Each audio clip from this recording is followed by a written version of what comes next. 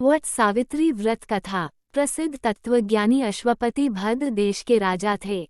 उनको संतान सुख नहीं प्राप्त था। इसके लिए उन्होंने 18 वर्ष तक कठोर तपस्या की, जिसके उपरांत सावित्री देवी ने कन्या प्राप्ति का वरदान दिया। इस वजह से जन्म लेने के बाद कन्या का नाम सावित्री रखा गया। कन्या बड़ी होकर बहुत ही रूपवान हुई। योग्य वर न मिलने की वजह से राजा दुखी रहते थे। राजा ने कन्या को खुद वर खोजने के लिए भेजा। जंगल में उसकी मुलाकात सत्यवान से हुई। द्युमत्सेन के पुत्र सत्यवान को पति रूप में स्वीकार कर लिया।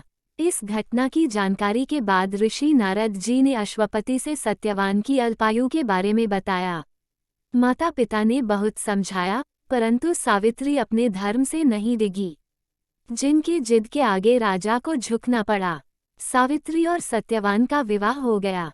सत्यवान बड़े गुणवान, धर्मात्मा और बलवान थे। वे अपने माता पिता का पूरा ख्याल रखते थे। सावित्री राजमहल छोड़कर जंगल की कुटिया में आ गई थी। उन्होंने वस्त्राभूषणों का त्याग कर अपने अंधे सास ससुर की सेवा करती रहती थी। सत्यवान की मृत्यु का दिन निकट आ गया। नारद ने सावित्री को पहले ही सत्यवान की मृत्यु के दिन के बारे में बता दिया था। समय नजदीक आने से सावित्री अधीर होने लगी। उन्होंने 3 दिन पहले से ही उपवास शुरू कर दिया। नारद मुनि के कहने पर पितरों का पूजन किया। प्रत्येक दिन की तरह सत्यवान भोजन बनाने के लिए जंगल में लकड़ियां काटने जाने लगे, तो सावित्री उनके साथ गईं। वह सत्यवान के महाप्रयाण का दिन था। सत्यवान लकड़ी काटने पेड़ पर चढ़े, लेकिन सिर चकराने की वजह से नीचे उतर आए। सावित्री पति का सिर अपनी गोद में रखकर उन्हें सहलाने लगीं। तभी यमराज आते दिखे, जो सत्यवान के प्राण लेकर जाने लगे। सावित्री भी यमराज के पीछे पीछे जाने लगीं। उन्होंने बहुत मना किया, परंतु सावित्री ने कहा, जहाँ मेरे पतिदेव जाते हैं वहाँ मुझे जाना ही चाहिए।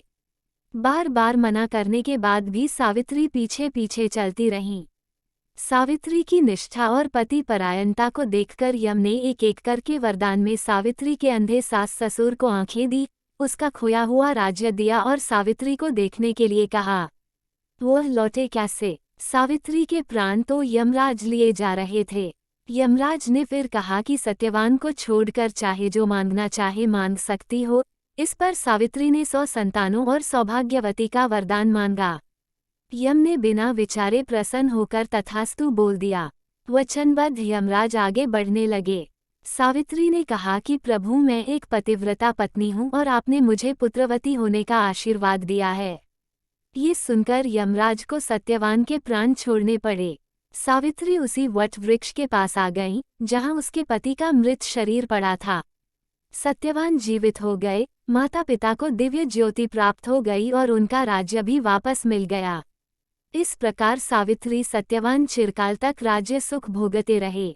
अतः पतिव्रता सावित्री की तरह ही अपने सास ससुर का उचित पूजन करने के साथ ही अन्य विधियों को प्रारंभ करें। वट सावित्री व्रत करने और इस कथा को सुनने से व्रत रखने वाले के वैवाहिक जीवन के सभी संकट टल जाते हैं। जय हो बट सावित्री मैया की। ऐसी कहानी सुनने के लिए हमारे चैनल को लाइक एवं सब्सक्राइब करें।